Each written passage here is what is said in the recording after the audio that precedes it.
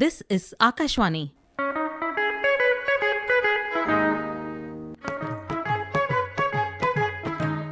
We bring to you a literary talk on Victorian novel. The talk is delivered by Vikas Munot, Assistant Professor of English, PACHAIYAPPA'S College, Chennai.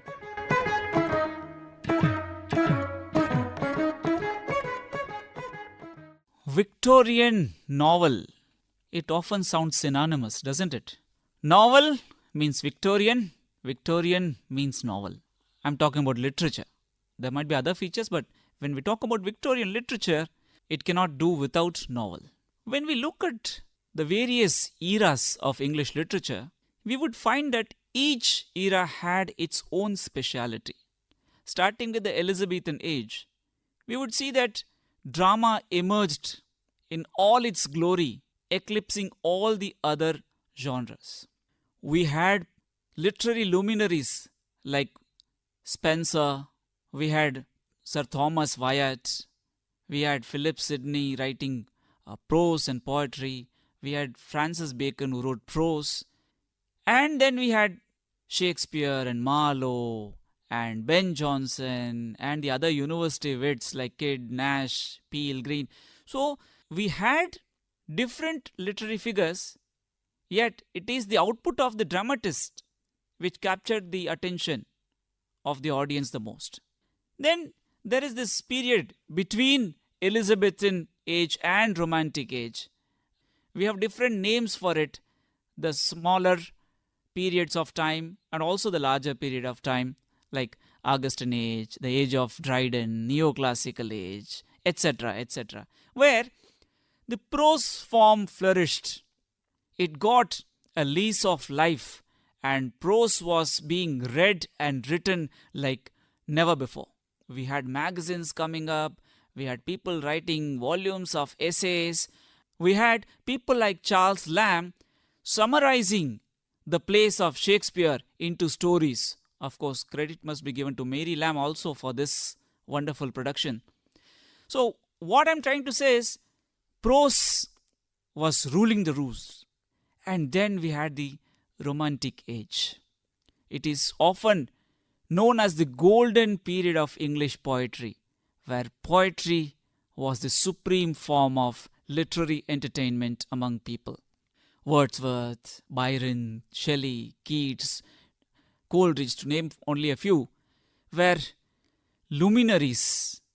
They wrote exceptional poetry, and that poetry captured people's imagination like anything.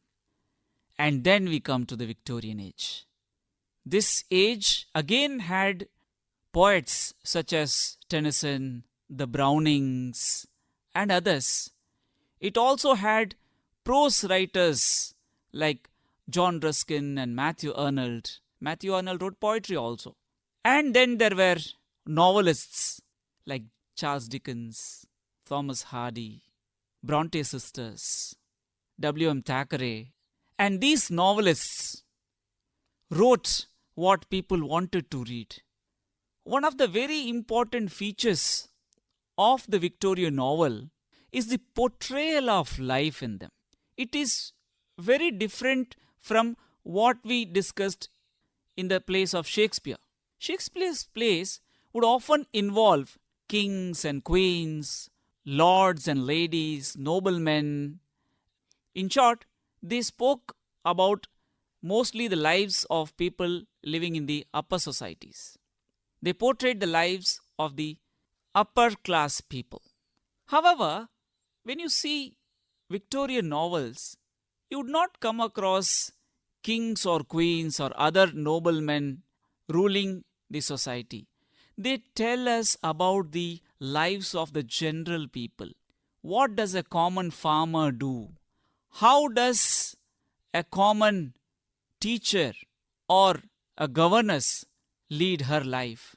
This is what made the novel as a genre popular among people, because they could relate themselves when they read these novels. So what did the novels portray? What were the main features of this novel? As I said, day-to-day life is one. And then there was this feminist perspective. What were the aspirations of women. What do they want from life? These were some of the questions which were never brought out by any kind of literature before. We had earlier great novelists like Jane Austen who brought out the feminine perspective. But people like George Eliot and Charlotte Bronte and other Bronte sisters, they brought the feminist perspective. There is a difference. The feminist perspective was refreshing, somewhat rebellious also.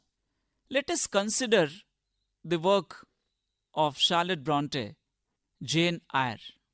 It tells us about the story of a girl who has no parental support, struggles in life, and becomes a governess, which is one of the respectable job in those days for women.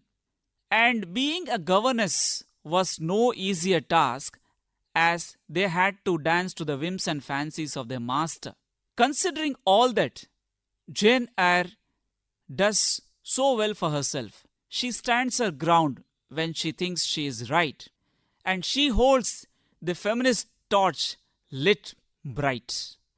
And towards the end of the novel, we see the protagonist, Jane Eyre, supporting her male counterpart come up in life. It is generally the other way in all the fairy tales that we read. There is a damsel in distress, and there comes a knight in the shining armor.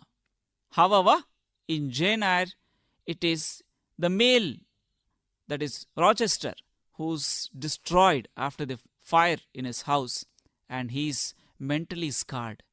It is Jane Eyre's moral support and her love that helps him come out of the mental agony and physical pain.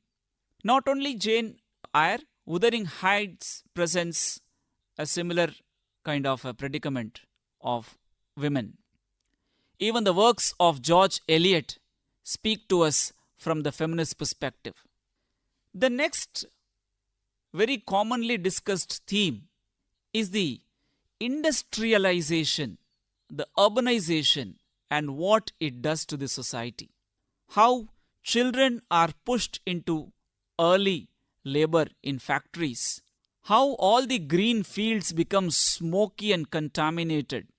How the air which once was fresh suddenly becomes polluted. And how people's lives which once were relaxed and leisurely now become so busy that they don't have time to their families. These things are very well portrayed in many of the novels like Oliver Twist, Great Expectations, Hard Times, or written by Charles Dickens.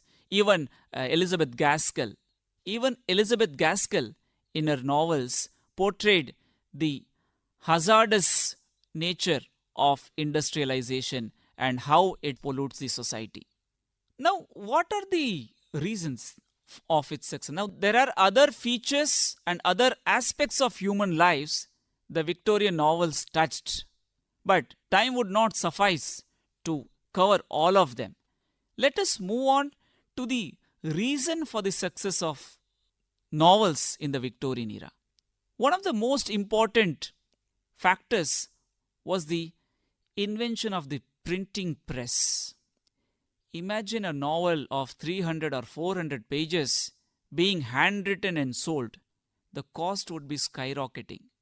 However, the printing press made it affordable, and also it enabled the mass production of these novels.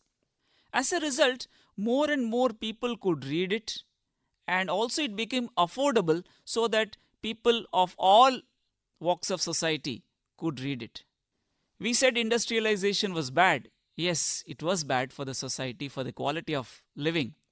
On the other side, on the brighter side, it also gave people much needed money or the financial freedom. So this financial freedom made them or enabled them buy those novels and read in their leisure time.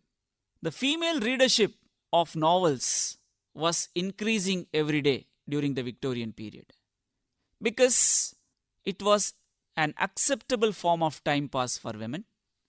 Second thing was, they did not have to go out in search of these novels. And even those who could not afford a novel, they could always go to the libraries and get one for rent. Next thing was, women were able to write novels also.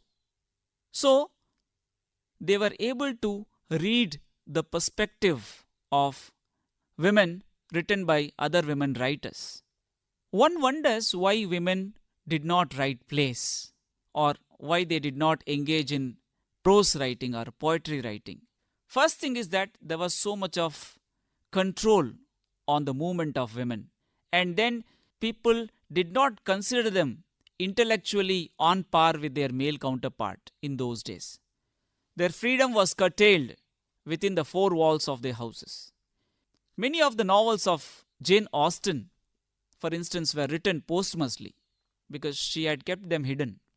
But some awareness was finally dawning upon people, and women were able to write novels and publish them. Yet, due to some restrictions, some women had to resort to different names of men to write novels. A shining example would be George Eliot. Women could not write plays because they had to go and stand on the stage. Every day they had to go out, meet people, work with different people, and dramatists or people related to the field of plays were often considered as rogues and vagabonds in the Elizabethan era. So these were some of the reasons why women could not try their hand at genres like plays.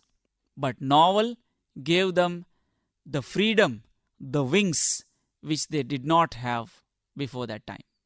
There are so many authors who lent their intelligence to the great Victorian novel. There are so many literary luminaries, great novelists, whose pen has made an indelible mark on the minds of people through their novels.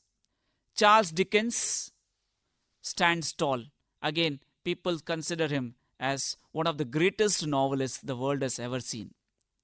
His novels generally spoke about the social issues, be it industrialization, be it the plight of orphans, or the tragedies which befall people because of the rivalries between nations.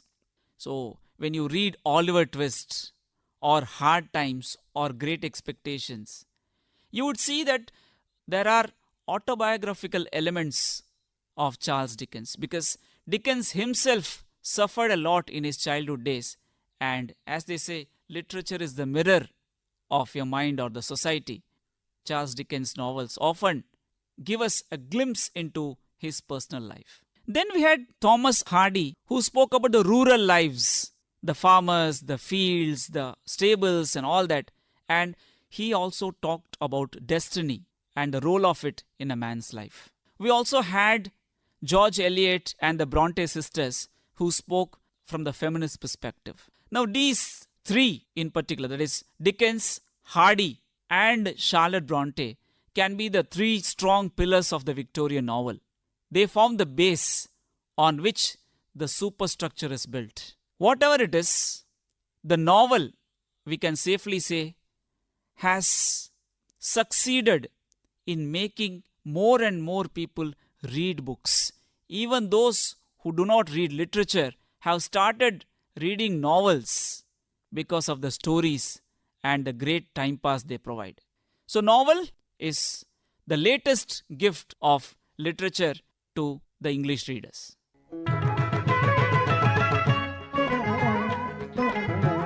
That was the literary talk delivered by Vikas Munot, Assistant Professor of English, PACHAIYAPPA'S College, Chennai, on Victorian novel. This program came to you from the studios of Akashvani, Chennai.